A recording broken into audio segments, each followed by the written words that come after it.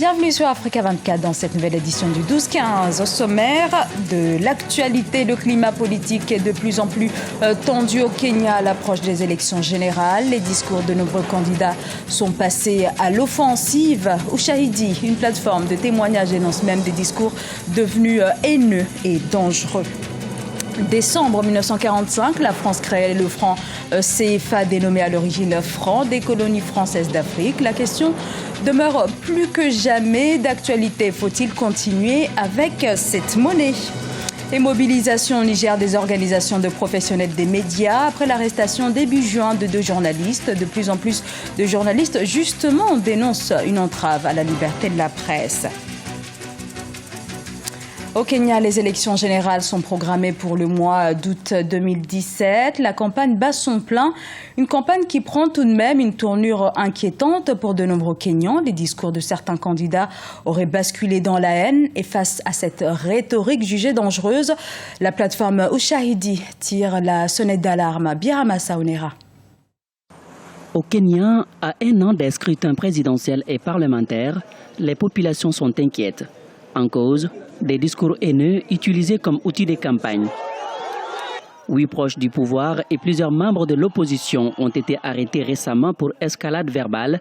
Selon les analystes, il y a une tendance inquiétante au tribalisme et à l'incitation à la haine tribale, en particulier sur les réseaux sociaux. Les principaux auteurs de discours dangereux en ligne ne sont pas des blogueurs kenyans anonymes qui se cachent derrière leurs ordinateurs.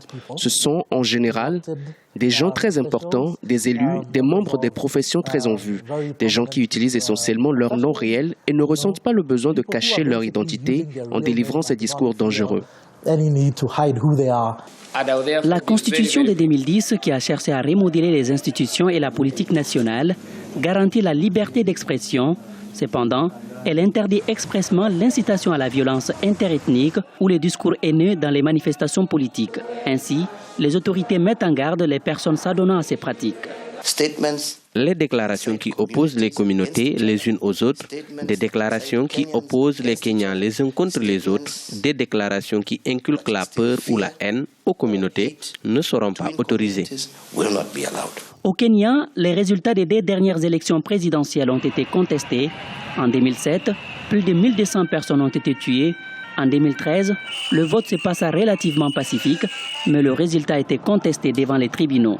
Compte tenu de ces passés politiques, les populations appellent les acteurs politiques à la retenue et à la sérénité pour que le pays ne tombe pas dans le syndrome de la présidentielle de 2007. Le public devrait être sage et ne pas se tromper dans la façon dont il mène la lutte, comme c'était en 2007. Je prie pour que nous ne retournions pas au point où nous étions en 2007. Ce que je peux dire, c'est que nous devons vivre en paix en tant que frères dans la solidarité, qu'ils ne nous invitent pas à la violence. Pour beaucoup d'observateurs, la loyauté ethnique a préséance sur la politique kenyane. Après l'élection contestée de décembre 2007, l'incitation par les camps rivaux aurait attisé la saignée entre les principaux groupes ethniques qui a fait 1200 victimes et des centaines de milliers de déplacés.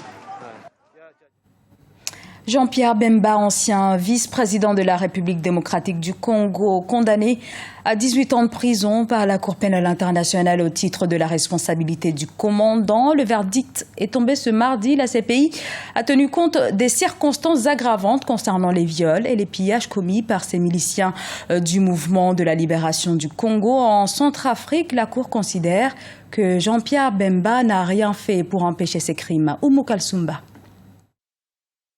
La sentence est tombée. L'ancien vice-président congolais Jean-Pierre Bemba est condamné à 18 ans de prison par la Cour pénale internationale. Jean-Pierre Bemba est reconnu coupable de crimes contre l'humanité et de crimes de guerre commis par ses troupes entre 2002 et 2003.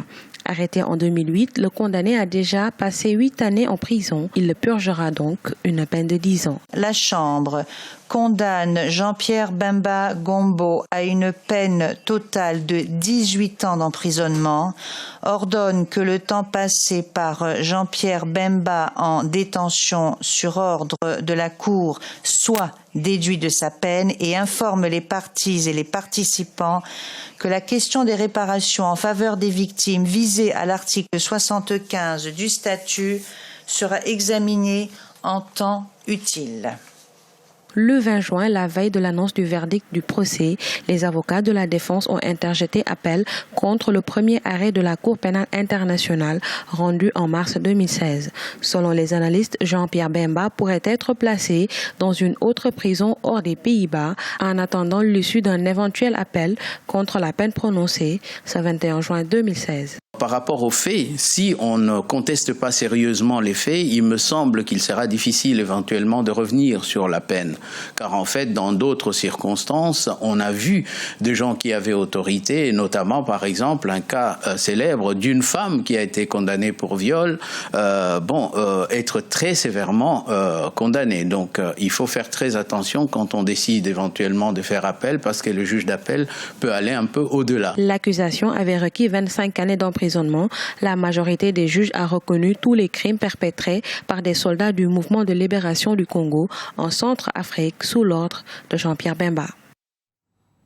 Et suite à ce verdict, le parti de Jean-Pierre Bemba, le MLC, considère cette peine beaucoup trop lourde et entend faire appel. Le mouvement de libération du Congo dénonce par ailleurs une politisation de la CPI. Aujourd'hui, ce sont 14 pays d'Afrique subsaharienne qui utilisent le franc CFA. Depuis plusieurs années, on s'interroge sur l'avenir de cette monnaie. Pour certains, le franc CFA est véritablement un gage de stabilité, mais pour d'autres, il faut en finir avec cette monnaie héritée du temps de la colonisation. Birama Saounera. Le débat sur le franc CFA devient de plus en plus récurrent sur le continent. Héritée de la colonisation, cette monnaie commune à la plupart des pays d'Afrique occidentale et centrale suscite des critiques. En 2015, le président tchadien Idriss Déby Itno a appelé les pays de la zone franc à se doter de leur propre monnaie. Pour beaucoup d'observateurs, l'utilisation du franc CFA handicape les économies des pays de la zone. L'arrimage du franc CFA d'abord au franc français et ensuite à l'euro a toujours été au cœur des débats dans les relations entre l'Hexagone et l'Afrique. La quantité de monnaie qui circule aujourd'hui dans cette zone-là, il y a autant d'argent gardé en France, sous prétexte que oui, pour chaque franc émis, il nous faut garder presque la moitié de ce franc-là. Et si le président Wade avait dit, si on sortait ces réserves-là, on n'aura même plus besoin de l'apport du FMI pour notre financement. Nous avons tellement d'argent donc dans ces caisses françaises-là, pour rien du tout, ou bien pour ces économies occidentales, qu'une chose c'est de réclamer effectivement ces réserves pour notre financement, mais aussi une autre chose, c'est d'être autonome. L'Afrique, après 50 ans d'indépendance, ne peut plus justifier un arrimage. Sinon, il faudra qu'on accepte de retourner à la colonisation. Les pays de la zone franc doivent obligatoirement déposer 50% de leurs réserves de change auprès du Trésor public français. En 2015, la BEAC, Banque des États de l'Afrique centrale, et la BCAO, Banque centrale des États de l'Afrique de l'Ouest, disposaient d'un dépôt de plus de 3 600 milliards de francs CFA. Ainsi, des observateurs appellent à une rupture pour une indépendance tant politique qu'économique. Ce n'est pas tant le nom du CFA qui gêne la plupart de tous ceux qui dénoncent aujourd'hui le franc CFA, ce n'est pas le nom, mais c'est le système. Voilà, c'est le système non seulement de production, de gestion, de régulation de cette monnaie-là qui est critiquée par les différents observateurs, notamment africains et même ailleurs, au regard des liens que cette monnaie crée, ou de la nature de ces liens qui cette monnaie crée entre les États, les ex-colonies et puis la France. C'est plus de 150 millions d'habitants qui utilisent le franc CFA en Afrique de l'Ouest et centrale. Le franc CFA a été lancé officiellement le 26 décembre 1945. D'abord franc des colonies françaises d'Afrique, l'appellation changera à l'approche des indépendances en 1958 pour devenir franc de la communauté française d'Afrique. Aujourd'hui, l'appellation franc CFA signifie franc de la communauté financière d'Afrique pour les pays membres de l'UEMOA et franc de la coopération financière en Afrique centrale pour les pays membres de la CEMAC. Les pays de la zone sont-ils prêts à bâtir une nouvelle monnaie? Pour l'heure, la question se pose avec acuité. Les combats en Libye des forces gouvernementales continuent dans la ville de Sirte contre l'État islamique. Ce mardi, les forces loyalistes ont perdu 34 soldats. Le bilan fait également état d'une centaine de blessés. Sirte, au nord de la Libye, est le bastion de Daesh depuis un an. Les forces pro-gouvernementales soutenues par la communauté internationale tentent depuis le mois de mai de reprendre la ville encore aux mains de l'EI. L'arrestation au Niger début juin du directeur de publication et du propriétaire de l'hebdomadaire Le Courrier a relancé le débat sur la liberté des médias. Nombreux sont les professionnels du secteur qui appellent à une mobilisation significative pour défendre la liberté de la presse. Une liberté qui serait aujourd'hui menacée au Niger. Reportage Sadou Alizé Mouktar.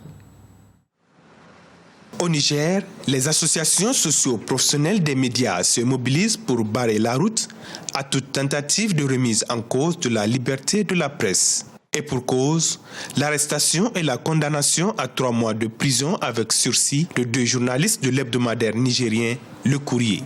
Ali Soumana et Moussa Dodo, respectivement fondateurs et directeurs de publication du journal, ont été arrêtés et jugés pour avoir publié des documents relatifs à une fraude à un concours impliquant d'importantes personnalités. Le procureur les a inculpés du chef d'accusation de divulgation de documents issus de perquisitions. Et il les a placés sous mandat de dépôt, en violation flagrante des dispositions pertinentes de la loi 2010-35 du 4 juin 2010 qui précise clairement que la détention préventive est interdite. Aucun juge ne peut décerner ni un mandat d'arrêt ni un mandat de dépôt contre un journaliste dans l'exercice de ses fonctions. Le Niger est souvent cité en exemple pour avoir été l'un des premiers pays à signer en 2011 la déclaration de la montagne de la table qui dépénalise les délits de presse. Déjà en 2010, une loi a remplacé les peines d'emprisonnement des journalistes pour des délits de presse par une amende pécuniaire. Cependant, depuis 2015, les professionnels des médias font l'objet d'intimidation à travers des détentions préventives, dénoncent les organisations socio-professionnelles des médias. Aujourd'hui, le juge les a condamnés avec 3 mois de sursis. Alors, nous avons demandé à nos confrères d'interjeter appel parce que nous ne sommes pas d'accord, parce que la loi a été violée et nous ne pouvons pas continuer à accepter que la loi soit continuellement violée par des gens qui, du reste, ont promis de respecter cette loi. En janvier 2015, plusieurs médias avaient fait l'objet de violences policières pour avoir couvert les manifestations qui avaient suivi les attentats de Charlie Hebdo à Paris et leur matériel de reportage et téléphones confisqués. Le Niger occupe en 2016 la 52e place sur 180 pays dans le classement de la liberté de la presse établi par Reporters sans frontières.